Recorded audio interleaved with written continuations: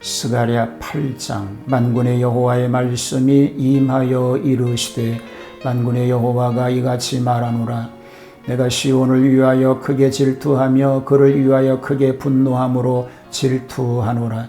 여호와가 이같이 말하노라. 내가 시온에 돌아와 예루살렘 가운데에 거하리니 예루살렘은 진리의 성읍이라 일컫겠고 만군의 여호와의 산은 성산이라 일컫게 되리라. 만군의 여호와가 이같이 말하노라. 예루살렘 길거리에 늙은 남자들과 늙은 여자들이 다시 앉을 것이라. 다 나이가 많으므로 저마다 손에 지팡이를 잡을 것이요 그 성읍 거리에 소년과 소녀들이 가득하여 거기에서 뛰놀리라. 만군의 여호와가 이같이 말하노라. 이 일이 그날에 남은 백성의 눈에는 기이하려니와 내 눈에야 어찌 기이하겠느냐. 만군의 여호와의 말이니라. 만군의 여호와가 이같이 말하노라. 보라, 내가 내 백성을 해가 뜨는 땅과 해가 지는 땅에서부터 구원하여 내고 인도하여다가 예루살렘 가운데 거주하게 하리니 그들은 내 백성이 되고 나는 진리와 공의로 그들의 하나님이 되리라. 만군의 여호와가 이같이 말하노라. 만군의 여호와의 집 곧 성전을 건축하려고 그 지대를 쌓던 날에 있었던 선지자들의 입의 말을 이날에 듣는 너희는 손을 견고히 할지어다. 이날 전에는 사람도 삿을 얻지 못하였고 짐승도 삿을 받지 못하였으며 사람이 원수로 말미암아 평안히 출입하지 못하였으나 내가 모든 사람을 서로 풀어주게 하였느니라. 만군의 여호와의 말씀이니라. 이제는 내가 이 남은 백성을 대하기를 옛날과 같이 아니할 것인즉 곧 평강의 씨앗을 얻을 것이라. 포도나무가 열매를 맺으며 땅이 산물을 내며 하늘은 이슬을 내리리니 내가 이 남은 백성으로 이 모든 것을 누리게 하리라. 유다 족속아 이스라엘 족속아 너희가 이방인 가운데에서 저주가 되었었으나 이제는 내가 너희를 구원하여 너희가 복이 되게 하리니 두려워하지 말지니라. 손을 견고히 할지니라. 만군의 여호와가 이같이 말하노라. 너희 조상들이 나를 경노하게 하였을 때에 내가 그들에게 재앙을 내리기로 뜻하고 뉘우치지 아니하였으나 이제 내가 다시 예루살렘과 유다 족속에게 은혜를 베풀기로 뜻하였나니 너희는 두려워하지 말지니라. 너희가 행할 일은 이러하니라. 너희는 이웃과 더불어 진리를 말하며 너희 성문에서 진실하고 화평한 재판을 베풀고 마음에 서로 해하기를 도모하지 말며 거짓 맹세를 좋아하지 말라.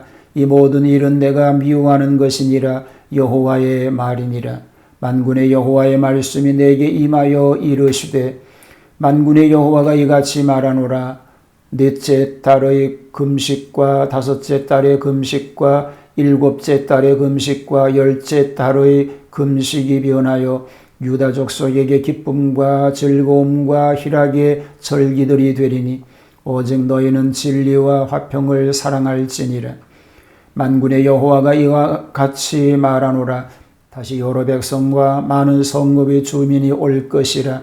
이 성읍 주민이 저 성읍에 가서 이르기를 우리가 속히 가서 만군의 여호와를 찾고 여호와께 은혜를 구하자 하면 나도 가겠노라 하겠으며 많은 백성과 강대한 나라들이 예루살렘으로 와서 만군의 여호와를 찾고 여호와께 은혜를 구하리라.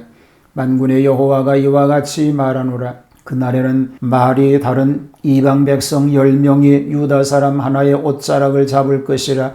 곧 잡고 말하기를 하나님이 너희와 함께 하심을 들었나니 우리가 너희와 함께 가려 하노라 하리라 하시니라.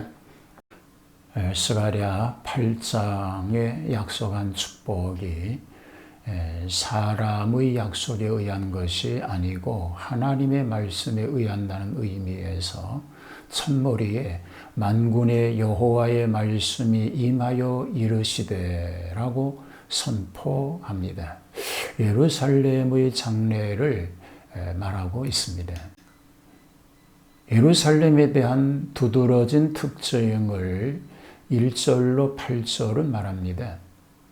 만군의 여호와께서 시온을 위하여 크게 질투하신다고 하셨는데 여기에 질투는 시기를 의미한다기보다는 사랑하는 자를 보호하기 위한 뜨거운 관심을 가리키고 있는 것입니다. 예루살렘에 대한 영광스러운 묘사 중에서 두드러진 특징들은 다음과 같습니다. 하나님께서 예루살렘에 임하셔서 시온의 원수들에게 보복하실 것이라는 겁니다. 예루살렘에는 놀라울 만한 개혁이 있어서 진리의 성읍이라 일컬음을 받을 것이라고 하였습니다. 예루살렘에는 많은 시민이 불어나며 거리에는 평온이 깃들 것이라고 말합니다. 이스라엘 백성들이 그들이 끌려갔던 모든 곳에서 다시 모여들 것이라고 말합니다. 하나님은 그들과 새로운 언약을 맺어 그들은 하나님의 참 백성이 될 것이라고 말합니다. 자, 이런 약속들은 번창하던 마카비 시대에 어느 정도 이루어졌습니다. 그러나 신약 교회를 통하여 더욱 완성하게 될 것입니다. 궁극적인 시련은 종말론적인 말세에 이루어지게 될 줄로 믿습니다. 성전 재건에 대한 권면이 9절로 17절에 소개가 됩니다. 성전을 재건하려고 지대를 쌓는 때에 백성들의 원수들의 방해로 인하여 힘을 잃었습니다. 따라서 그들은 성전 재건 공사에 무관심하게 됩니다. 그러므로 학개나 스가랴 같은 선지자들이 일어나서 그들을 권면합니다.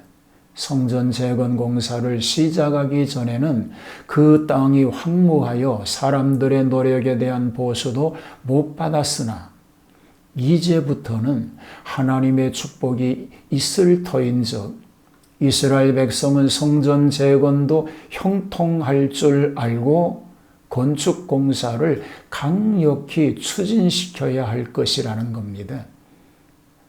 하나님께서 한번 정하신 뜻은 절대로 변하시지 않으시니 이제 이스라엘에게 은혜를 베풀길로 뜻하셨은즉 그대로 될 것은 명백합니다.